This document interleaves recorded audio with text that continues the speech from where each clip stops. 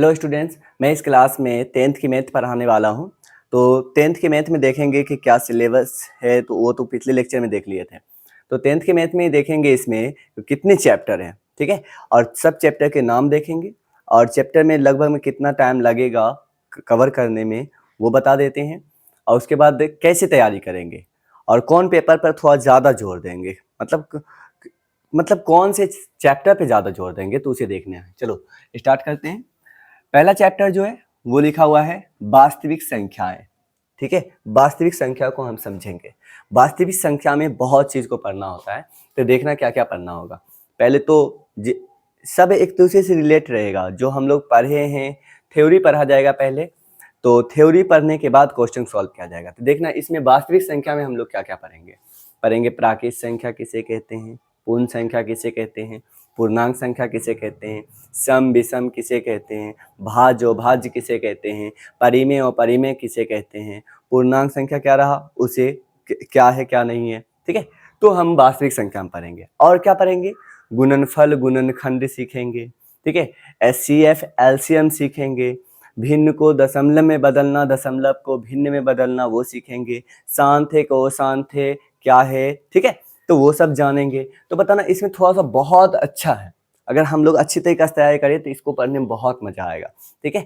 तो हम लोग देखेंगे कि इसमें और क्या क्या रहेगा। जब थ्योरी पढ़ लेंगे तब क्वेश्चन बनाएंगे। जो क्वेश्चन प्रीवियस ईयर का है उसे भी सॉल्व कर दिया जाएगा। तो इसमें समझ में आया थोड़ा ज्यादा हम लोग पढ़ने वाले हैं, तो इसे थोड़ा सा टाइम लगाएंगे हम लोग। और बताना हमारे पास अभी 1 साल है, ठीक है ना। तो इसमें थोड़ा सा टाइम लगा के पढ़ेंगे और पूरा सिलेबस खत्म हो जाएगा 1 साल में। तो देखना इसमें कितना टाइम, लगभग कितना टाइम लगेगा देखना।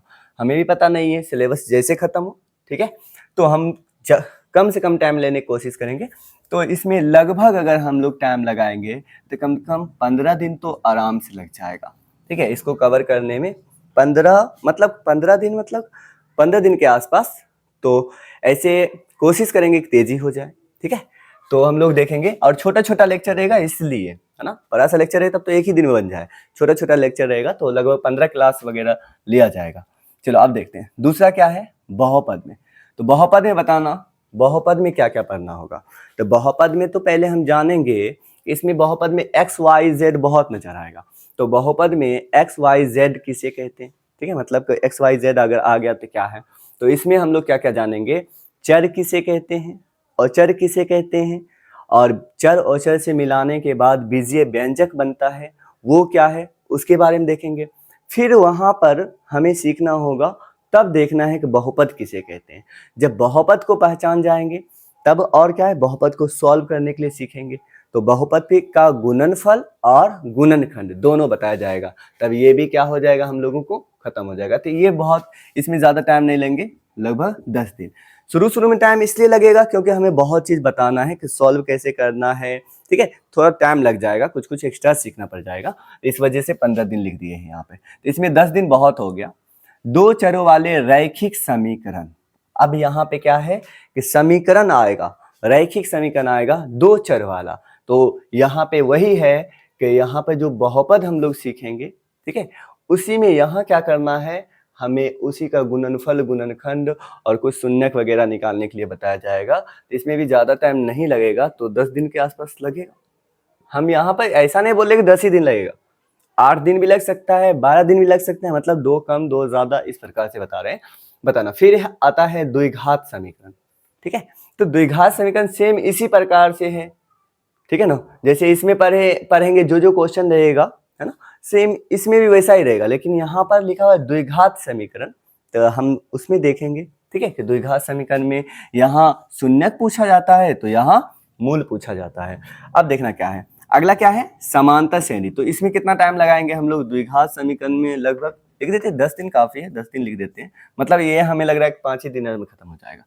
बताना समांतर श्रेणियां, तो ये भी बहुत अच्छा है। बहुत इसमें लगभग बताना 10 मार्क्स का, ऐसे जब डबल नहीं पूछता था 10 मार्क्स का पूछता था, लेकिन अब लगभग 20 मार्क्स का इसमें पूछा जाता है। तो हमें अगर अच्छी तरीके से तैयारी हो जाता है तो 20 मार्क्स इसी से बना लेंगे।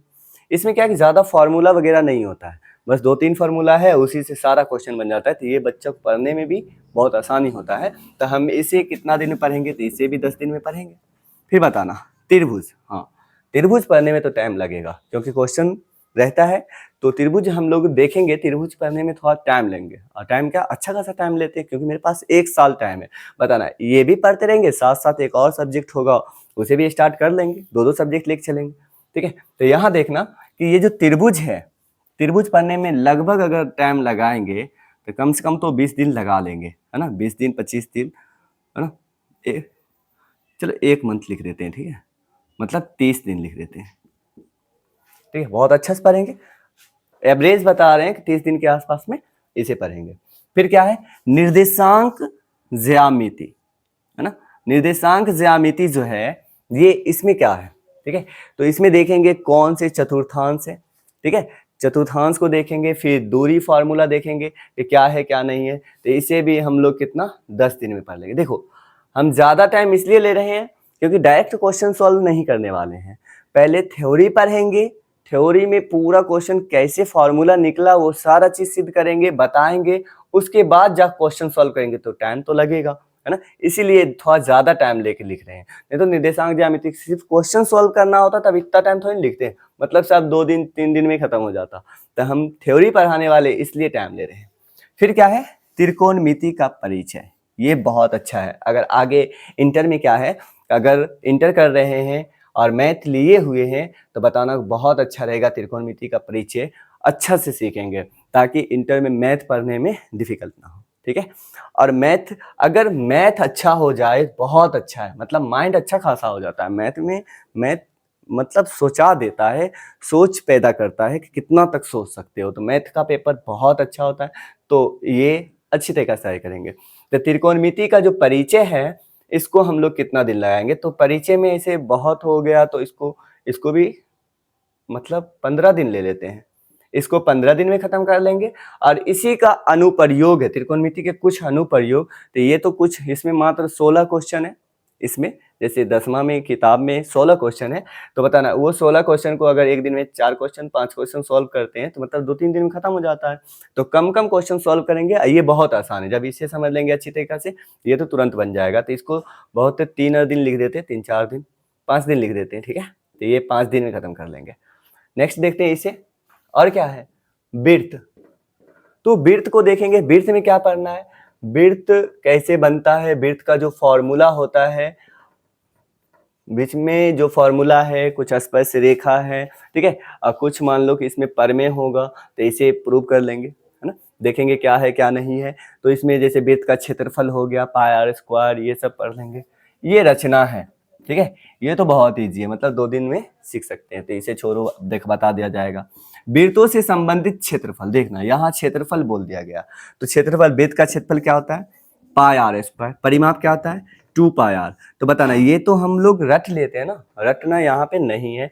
पाई आर स्क्वायर कैसे आया, क्यों हम लोग इसी को बोलते हैं, ठीक है, तो उसे बताने की कोशिश करेंगे। तो हम लोग थ्योरी जब पढ़ेंगे तो इसे प्रूव कर लेंगे। नेक्स्ट क्या है, क्षेत्र, पृष्ठीय क्षेत्रफल और आयतन। तो यहाँ पर क्षेत्रफल और आयतन के बारे में पढ़ने वाले हैं। तो क्षेत्रफल के किसे कहते हैं और आयतन किसे कहते हैं, परिमाप किसे कहते हैं, ये सारा चीज बता दिया जाएगा। बताना सांख्यिकी, है ना, ये बहुत अच्छा है। तो सांख्यिकी में क्या है बताया जाएगा, बहुलक, माध्य, माध्यक, है ना, उससे संबंधित जितना क्वेश्चन होता है उसे सॉल्व करेंगे। कुछ ऑब्जेक्टिव भी इसमें अच्छा खासा पूछा जाता है, ऑब्जेक्टिव भी रहेगा, सब्जेक्टिव भी रहेगा, तो इसे भी पढ़ लेंगे। अगला क्या है, प्रायिकता, ये तो बहुत कम टाइम लगाएगा। तो प्रायिकता लगभग 5 दिन काफी हो गया, तो चलो 5 दिन लिख देते हैं। तो इसमें 5 दिन में इसे खत्म कर लेंगे। सांख्यिकी में थोड़ा टाइम ले लेंगे हम लोग, 10 दिन में खत्म कर लेंगे।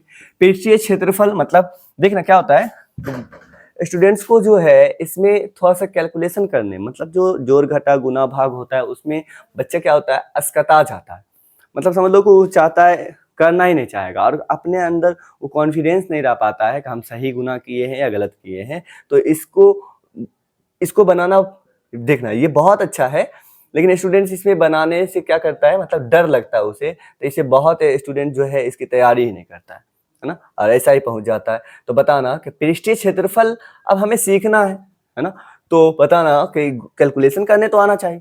तो अच्छी तरीके से तैयारी करेंगे, ये डिफिकल्ट नहीं है, इजी है, फॉर्मूला प्रूव किया जाएगा, कहीं भी डिफिकल्ट नहीं लग सकता ये मैथ। तो पृष्ठीय क्षेत्रफल से संबंधित जितना रहेगा फॉर्मूला उसे बता दिया जाएगा प्रूव कर करके। और फिर आयतन किसे कहते हैं वो भी बता दिया जाएगा। तो इसे हम लोग और अच्छी तरीके से तैयारी करेंगे, तो इसे छोड़ना नहीं है। वृत्तों से संबंधित क्षेत्रफल तो बताना, इसमें हम थोड़ा टाइम ले लेंगे, तो बताना इसमें कितना दिन टाइम ले ले, तो 20 दिन ले लेते हैं। फिर इसमें कितना है, वृत्तों से संबंधित क्षेत्रफल है, इसमें भी मान लो कि ले लेते हैं 10 दिन, ठीक है। और रचना है तो इसमें 5 दिन में तो रचना आराम से हो जाएगा। फिर क्या है, फॉर्मूला वृत्त है, इसको समझ लो, वृत्त से संबंधित कुछ पॉइंट बताना है, तो 5 दिन इसमें भी हो गया। चलो, तो लगभग जो मैथ का जो ये हम लोगों का सफर रहेगा, तो देखते हैं लगभग कितना दिन का है, ठीक है, और लगभग कितना महीने का है। तो देखते हैं कितना है, 15 और 10 कितना हो गया, 25, सबको जोड़ना है। तो 25 और 10 कितना होता है, 35, 35 10 हो गया 45, और कितना 55, अब 55 और 30 85, और कितना हो गया 10, है ना। 85 के बाद 10 कितना, 95, ठीक है।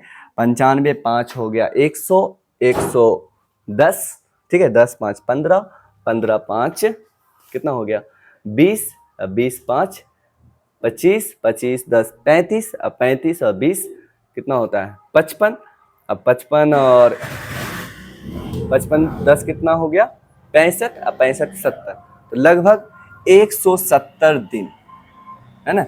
170 दिन लगेगा, 30 से भाग दे दे, 3 6 का 18, मतलब समझ लो 3 6 का 18, मतलब समझ लो 6 महीना के आसपास लगेगा। अरे 3 5 6 15 होता है, लेकिन वही तो कितना 6 महीना के आसपास लगेगा मैथ को अच्छी तरीका से खत्म करने में। और हम लोगों के पास 1 साल टाइम है, तो 6 महीना मैथ खत्म कर लेंगे, ठीक है ना। और क्या है कि और जो फिर मैथ पढ़ रहे हैं, सिर्फ मैथ ही थोड़ी ना पढ़ेंगे, फिर और पेपर स्टार्ट कर लेंगे, मतलब एक दिन में 2-3 पेपर पढ़ेंगे, ठीक है। तो यहाँ पर ये डिफिकल्ट नहीं है, बहुत ईजी है। तो मैथ अब देखेंगे कि मैथ में वास्तविक संख्या किसे कहते हैं।